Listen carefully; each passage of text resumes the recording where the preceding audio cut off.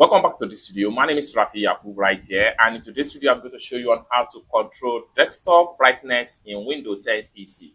So let's see. But before we dive into the tutorial, if you find this tutorial useful and you are brand new to this channel, remember to click on that subscribe, turn on notification bell for more useful tutorial like this. So with that being said, let's get started. Alright, so the very first thing you want to do is to head over to your start menu from the bottom right here.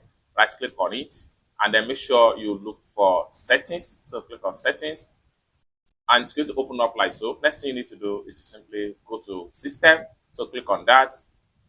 There you have it right here. From the top right here, you have brightness and color. So change brightness for inbuilt display. You can make use of this slider right here and adjust your brightness. Everything depends on what exactly you really want to achieve. The more you drag it down, the more the brightness of your PC is going to be adjustable. The more you increase it to the slider this way, the more the brightness increase. Everything depends on how and what exactly you really want to achieve as far as your desktop brightness is concerned.